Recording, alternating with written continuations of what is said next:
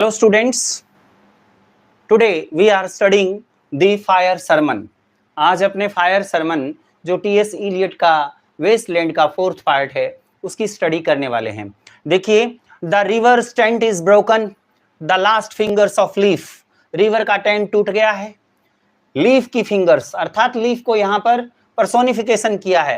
Clutch and sink into the wet bank, यानी लीवर की फिंगर जो है वो चिपक जाती है और वेट बैंक में सिंक डूब जाती है। The wind crosses the brown land, और हवा जो है उस भूरी भूमि को पार करती है और अनहियर्ड, और वो किसी को सुनाई नहीं देती। The nymphs are departed, nymphs जो है वो डिपार्ट हो जाती है। Sweet Thames run softly till I end my song, प्यारी टेमस जब तक मैं मेरा गाना खत्म नहीं करता हूं तब तक बहती है।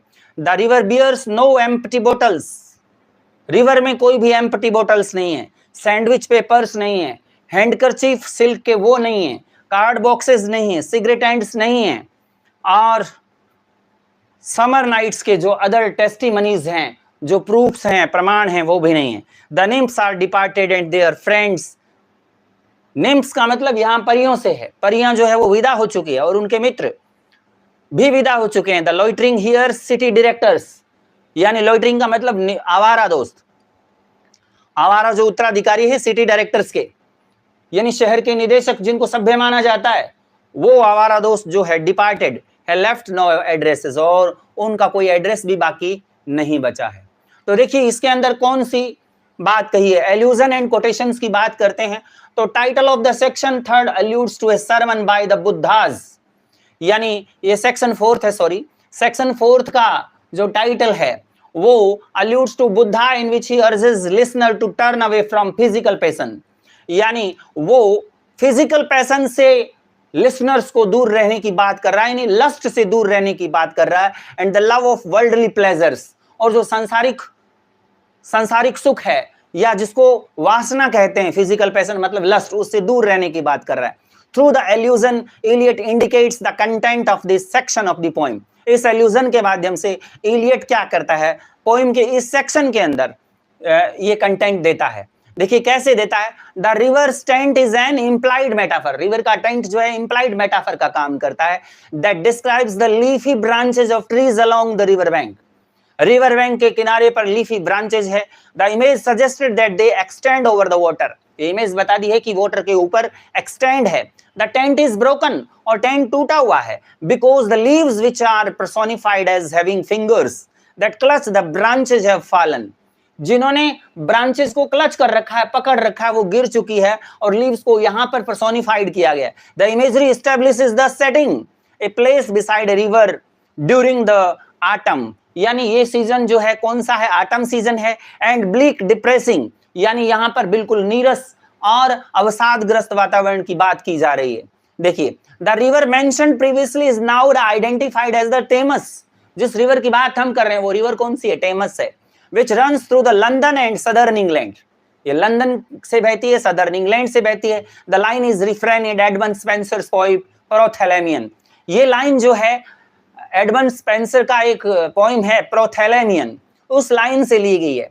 कौन सी line, till I end my song, उस लाइन की बात करता है। Spenser subject is a lovely double wedding on a summer day by the Thames, Spenser क्या बता रहा है, समर डे के दिन एक लवली वेडिंग की बात कर रहा है, स्पेंसर के टाइम की बात हो रही है, यहां ध्यान देने योग्य बात है। And the poem is filled with images of happiness and natural beauty, इस पोएम के अंदर जो प्रोथैलेमियन पोएम है स्पेंसर की, उसके अंदर हैप्पीनेस और नेचुरल ब्यूटी की बात हो रही है।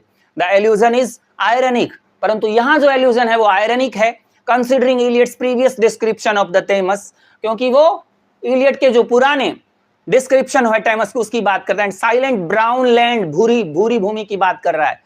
Nearby and it anticipates other ironic contrast, दूसरे आयनिक कंट्रास्ट की बात कर रहा है, that are developed throughout the section 4, पूरे सेक्शन 4 के अंदर ये डेवलप किया गया है। आगे की अगर हम बात करें,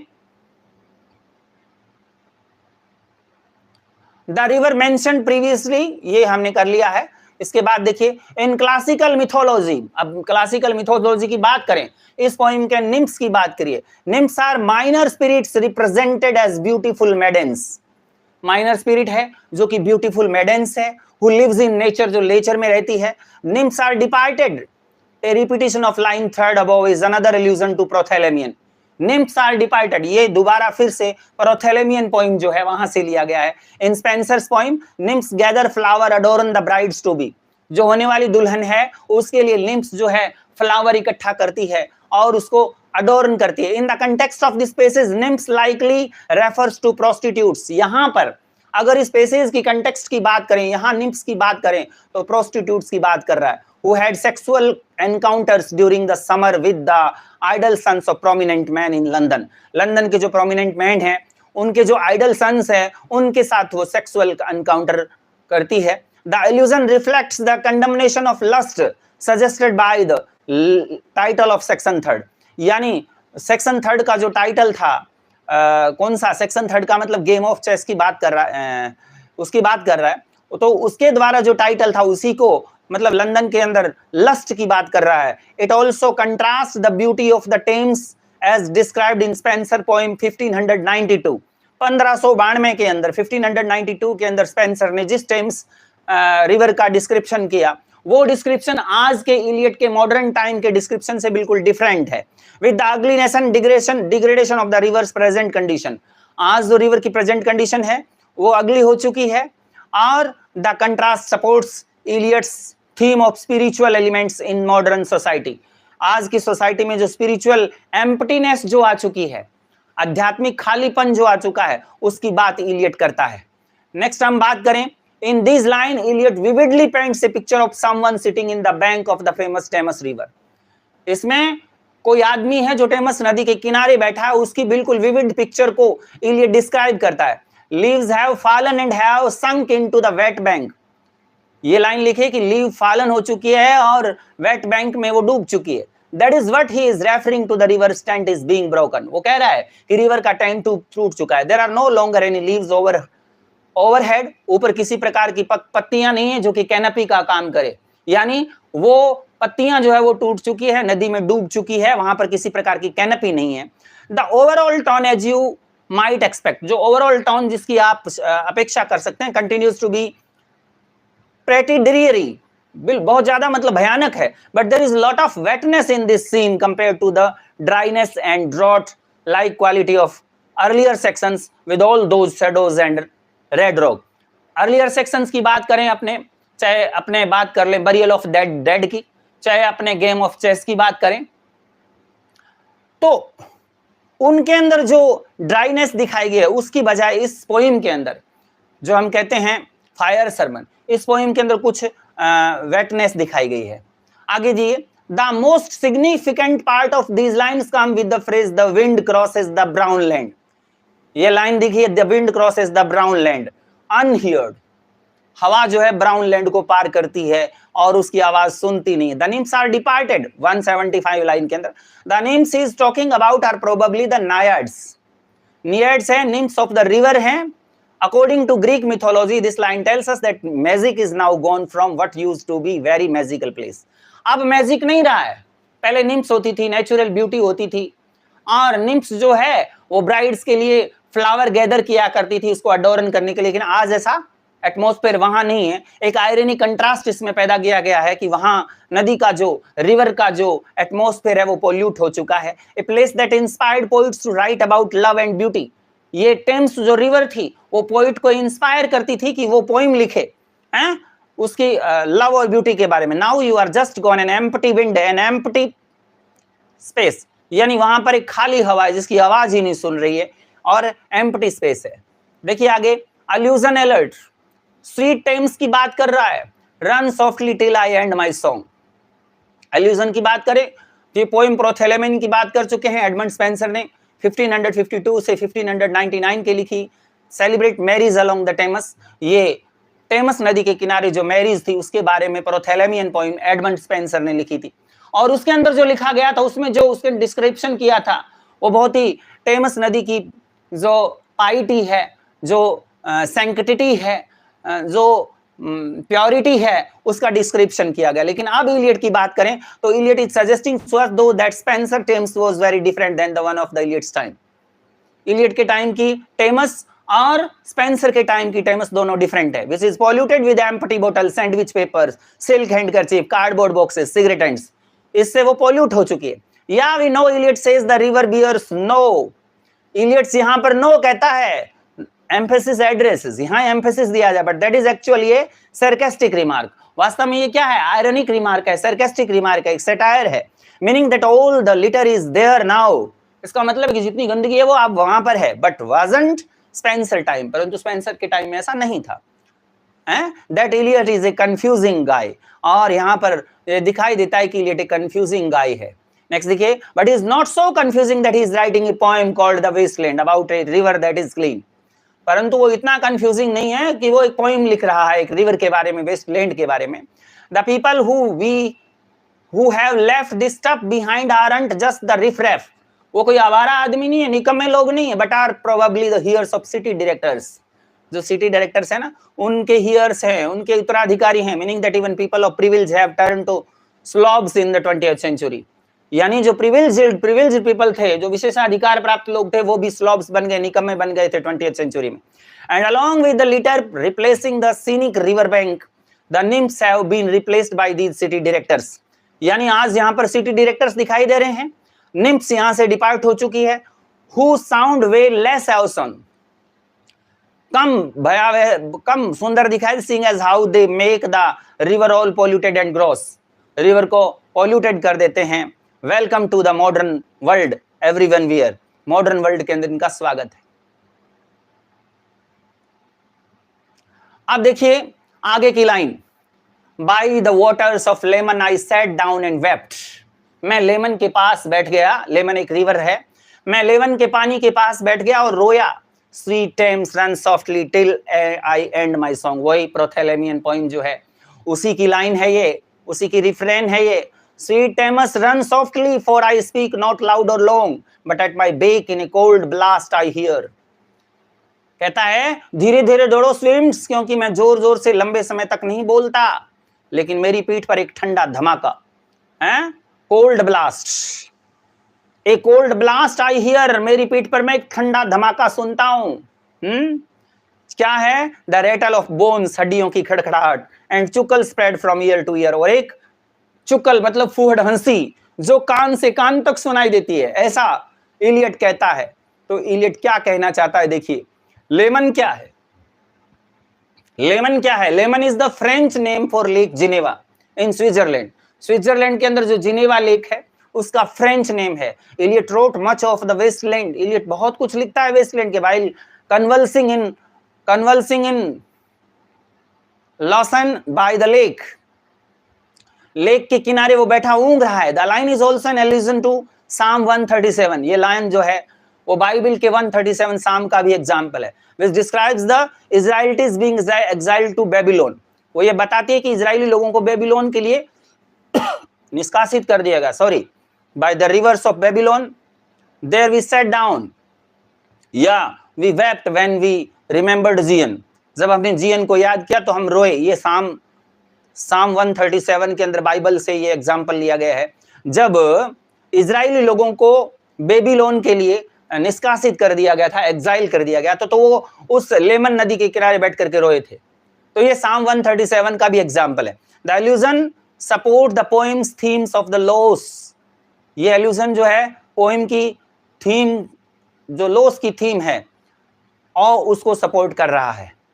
नेक्स्ट देखिए, Eliot speaker claims by the waters of Leman I sat down and wept 122-80 line के अंदर, which might hint at the weeping that Hebrews did, जो हेब्री लोगों ने वीपिंग की थी। They stopped by the rivers of Babylon, Babylon की river के पास वो बैठ गए, और रिमेंबर्ड जियन, और उन्होंने इजराइल को याद किया था।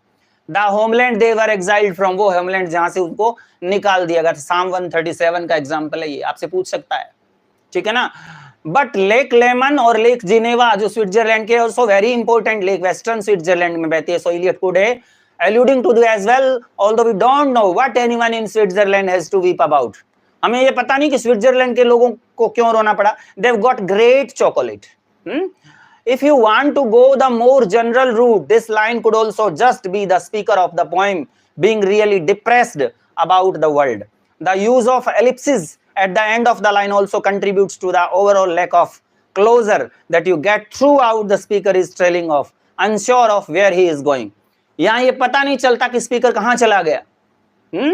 तो इसमें एल्यूजन भरा पड़ा है। हमें पता नहीं कि स्विट्जरलैंड के अंदर जिनेवा लेक के अंदर कौन कैसे रोया, हमें ये पता नहीं है, बट हमें साम 137 के बारे में जरूर पता है, तो इसको याद रखना है। आफ्टर दिस, इसके बाद you get the line from the Spenser's poem repeated twice, वो आपको बधाई दिया है, ठीक है ना। Followed by a sudden mention, अब उसके बाद क्या है, कुछ लाइन आती है, but at my back in a cold blast hear the rattle of bones and chuckle spread from ear to ear. 185-86 line में ऐसा आता है। There is something super creepy about this line, as though some violent person is standing right behind the speaker. ऐसा लगता है कि speaker के पीछे कोई ना कोई हिंसक आदमी है, वायलेंट पर्सन है, वो खड़ा है, वो बहुत ही एरोगेंट है, ready to do something awful and enjoy it, कुछ ऑफुल करना चाहता है और वो एंजॉय करना चाहता है। And there is also something eerily familiar, बहुत ही ज्यादा परिचित दिखाई दे रहा है वो, ठीक है ना, बहुत ही ज्यादा परिचित दिखाई दे रहा है।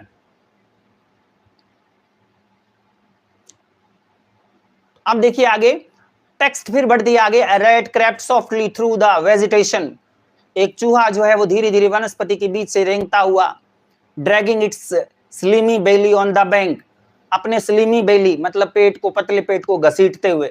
While I was fishing in the dull canal, जब मैं सुस्त नहर के अंदर मछली पकड़ रहा था, उस समय की बात है। On a winter evening round behind the gas house, यानी गैस हाउस के पीछे जब मैं घूम रहा था एक विंटर इवनिंग में। Musing upon the king my brother's wreck, राजा के बारे में सोच रहा था और मेरे भाई की बर्बादी के बारे में। एंड ऑन द किंग, और उस राजा के बारे में जिसमें मेरे पिता की मृत्यु हो गई थी, माई फादर्स डेड, इसकी बात हो गई थी। तो ये किसकी बात कर रहा है, कौन से राजा की बात कर रहा है, तो देखिए ध्यान से। The passage alludes to Ferdinand speech, यहां पैसेज के अंदर जो एल्यूजन है वो फर्डिनेंड के स्पीच का है, वो एरियल के सॉन्ग से पहले act first scene second in the Tempest. Tempest William Shakespeare के द्वारा लिखा गया एक ड्रामा है।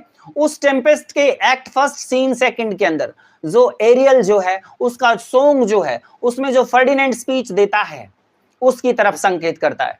एंड द फिशर किंग, और फिशर किंग की बात करता है। In legends of the Holi Grail की जो कहानियां है, the Fisher King is the last in long line of characters charged with keeping and protecting the Holi Grail. Fisher King जो था वो लास्ट था कैरेक्टर्स के अंदर जिनको ये चार्ज सौंपा गया था होली ग्रेल को प्रोटेक्ट करने का और उनको रखने का। He is always depicted as being wounded, हमेशा उसका वर्णन किया कि वो घायल हो गया। Characters in the Wasteland often merge one into another, यानी वेस्टलैंड के अंदर जो कैरेक्टर है वो एक दूसरे के अंदर मर्ज हो जाते हैं, पता ही नहीं चलता। As with Ferdinand and the Fisher king, जैसे कि फर्डिनेंड जो है वो फिशर किंग के साथ मर्ज हो गया। तो यहां पर अगर ये लाइन आपसे पूछे, ध्यान देना है, अगर आपसे ये लाइन पूछे musing upon the Kings brothers rack, ये जो लाइन आती है, तो इसके बारे में अगर आपसे पूछे तो आप कहेंगे यहां पर टेम्पेस्ट जो विलियम शेक्सपियर है उसके नाटक के अंदर, उसके ड्रामा के अंदर जो फर्डिनेंड का स्पीच है act first second scene second के अंदर उसकी बात की गई है। दूसरा, यहां पर होली ग्रेल का चार्ज जिस व्यक्ति को दिया गया था, जिस पर्सन को दिया था, वो किंग था, फिशर किंग, तो उसकी बात यहां पर की जा रही है। Okay, a disgusting slimy rat travels into the Thames while the speaker is fishing and thinking about the king my brother's wreck. जब स्पीकर जो ये सोच रहा है मछली पकड़ते हुए और सोच रहा है क्या, अपने भाई की बर्बादी के बारे में और राजा के बारे में। While the rat provides the pitch perfect image for the decay, ये जो रेट है ना ये बताता है कि कितना पतन हो चुका है, यानी एक perfect image, pitch perfect image देता है कि कितना वहां पर डीके हो चुका है। That is going on a society in Eliot's time, जो कि इलियट के टाइम की सोसाइटी में हो चुका था। We are more interested in this wreck, और हम इस बर्बादी के अंदर और ज्यादा रुचि लेने लगते हैं कि कैसा पतन उस समय हुआ था। देखिए, it turns out that this line refers to an early scene from Shakespeare's the Tempest, और ये लाइन ये बता रही कि टेम्पेस्ट की लाइन है इन विच द मैजिशियन प्रोस्पेरो जो है समन्स एन इनसेन स्टॉर्म, एक इनसेन स्टॉर्म को बुलाता है टेम्पेस्ट के अंदर। मैजिशियन प्रोस्पेरो जो है वो एक भयानक तूफान को बुलाता है चाहता कि उसके भाई की जहाज डूब जाए।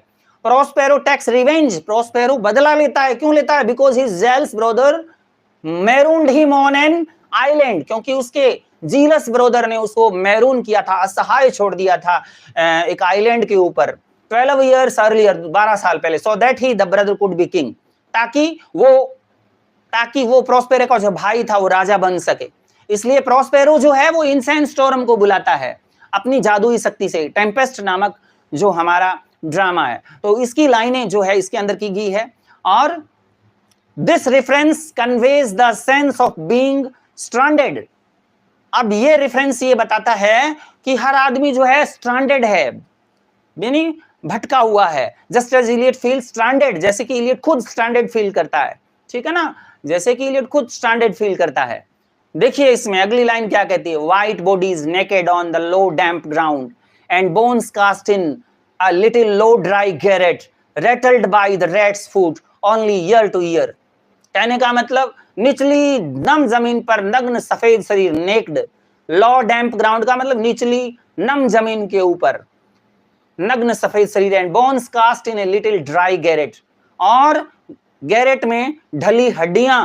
गैरेट क्या है यहां पर, एक एटिक है, कमरा है, rattled by the rat's foot only, सिर्फ चूहे के पदचाप से ही थोड़ा बहुत हिलती हुई दिखाई देती है, ईयर टू ईयर, सालों दर साल।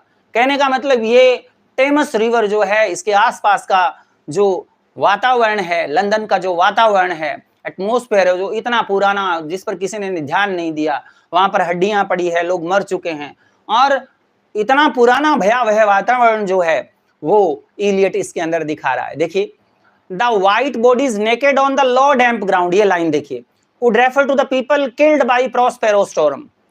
किसकी तरफ संकेत करती है, प्रोस्पेरो ने जिस इंसेन स्टॉर्म को बुलाया था, इस इंसेन स्टॉर्म के द्वारा जो लोग वहां पर मरे थे उनकी हड्डियों की बात कर रहा है, और actual dead bodies lying along the bank of the Thames, और टेम्स के किनारे पर डेड बॉडीज जो पड़ी है उसकी तरफ संकेत करता है।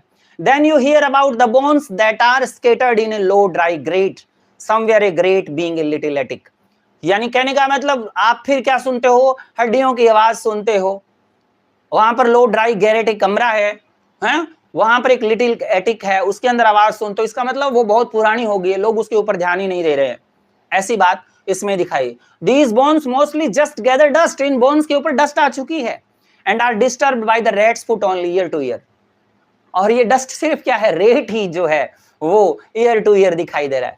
So in case you haven't gotten the point yet, अगर आपने ये पॉइंट अभी तक नहीं समझा, Elliot really wants you to know that the Thames and London is no longer the awesome beautiful place। टेमस और लंदन अब ज्यादा समय तक awesome और beautiful place नहीं रहे। That some poets have made it out to be, कुछ poets जिन्होंने इनका वर्णन किया था, नाउ इट्स गॉट लिटर, अब गंदा हो गया, डेड बॉडीज, और वहां पर डेड बॉडीज पड़ी है। वो पहले अच्छा हुआ करता था लेकिन अब अच्छा नहीं है, ठीक है ना। तो यहाँ टेम्पेस्ट की बात भी हम कर लेते हैं। आगे देखिए, but at my back from time to time I hear, लेकिन समय समय पर मुझे अपनी पीठ पर क्या सुनाई देते हैं, the sounds of horn motors, motor और हॉर्नों की आवाज सुनाई देती है, which shall bring Sweeney to Mrs Porter the spring, जो बसंत में ऋतु में स्वीनी को मिसेस पोर्टर के साथ पास ले आएगी, बसंत के मौसम में, स्प्रिंग के टाइम में। O the moon shone bright on Mrs Porter, अरे चंद्रमा जो है वो मिसेस पोर्टर के ऊपर चमका, उसकी रोशनी पड़ी, and on the her daughter, उसकी बेटी पर पड़ी। दे wash their feet in soda water, और वो सोडा वाटर में अपने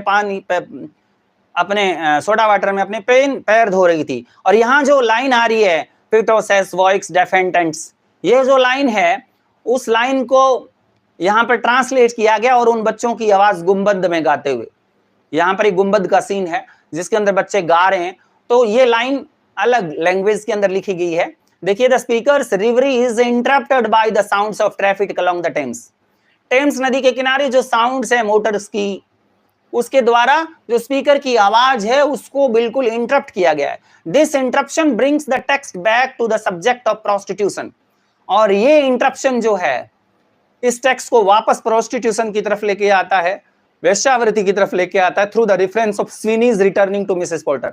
वहां बताता है ना कि स्वीनी जो है वो मिसेस पोर्टर के पास चली जाती है, और उसकी डॉटर स्प्रिंग के अंदर। The last 3 lines the passage originated in an old Australian drinking song, जो लास्ट 3 लाइन्स है वो ऑस्ट्रेलियन लैंग्वेज के अंदर एक ड्रिंकिंग सॉन्ग है उससे ली गई है। तो ये भी आपको ध्यान में रखना है।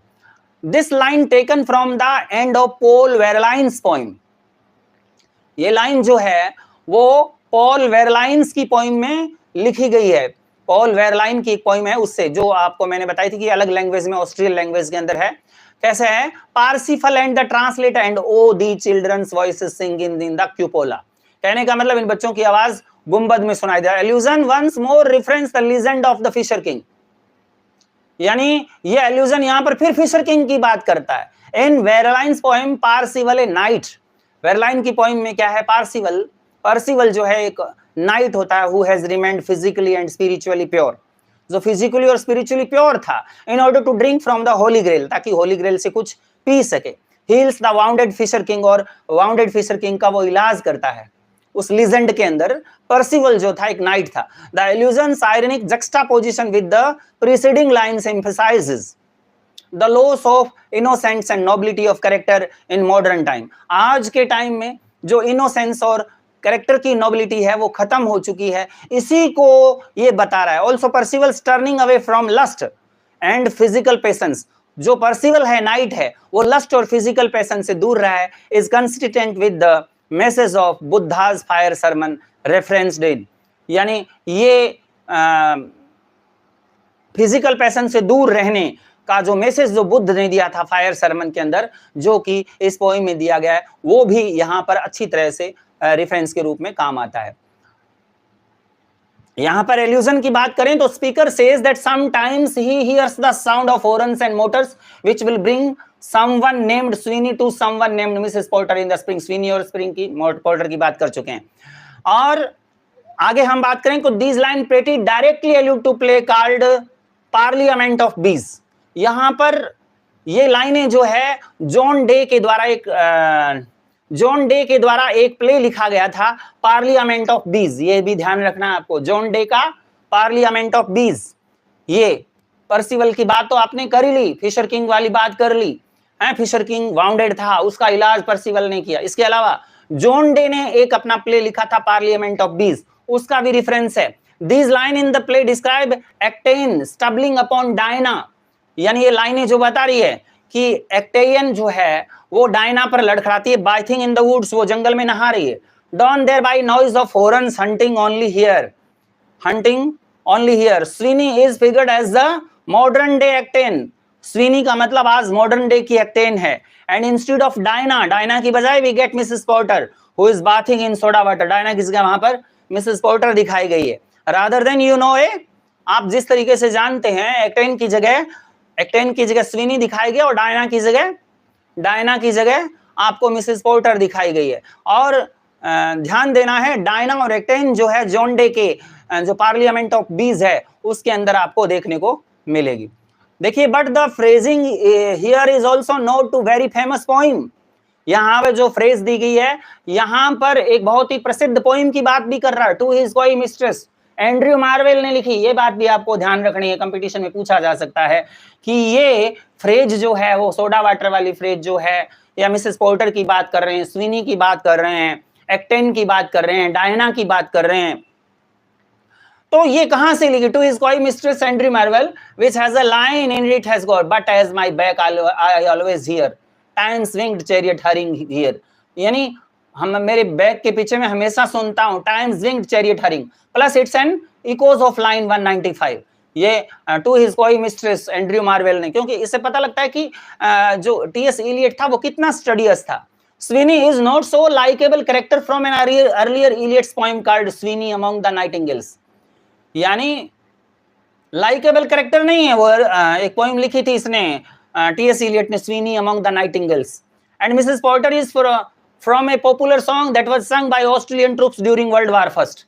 ऑस्ट्रेलियन ट्रूप्स ने वर्ल्ड वार फर्स्ट के दौरान एक ड्रिंकिंग सॉन्ग गाया था, वहां पर मिसेस पोर्टर जो है वहां पर एक पॉपुलर कैरेक्टर की बात करते हैं। Lines 199 to 201 are taken from this song, and once again they show a sort of mediocre stupidity that keeps drowning out things in the world that are truly great। तो इस तरीके से आपको ध्यान में रखना है कि क्या इन लाइनों के अंदर दिखाया गया। दोबारा फिर देख लेते हैं। More than another section of poem, the fire sermon includes bits of popular song to showcase how low culture had sunken। इस तरीके से लोक कल्चर संक हो चुकी है, just like leaves into the filthy banks of the Thames, यानी गंदे किनारे जो है टेम्स नदी के अंदर जिस प्रकार पत्तियां डूब चुकी है, वैसे ही हमारी कल्चर जो भी वो भी है वो डूब चुकी है। Line 202 is written in French, वो फ्रेंच भाषा में लिखी गई है। जो मैंने कहा था कि ये लाइन जो है वो पर्सिवल की याद दिलाती है होली ग्रेल के बारे में, जिसने अपने आप को इनोसेंस रखा और जो लस्ट से दूर रहा ताकि वो फिशर किंग की हेल्प कर सके, होली ग्रेल से कुछ पी सके। And O those children's voices singing the dome. This comes from a work by French poet Paul Verlaine about a knight named Parsifal. Paul Verlaine की पोइम थी, पर्सिफल की बात करते हैं। Who has to resist all sort of sexual temptation he can drink from the Holy Grail.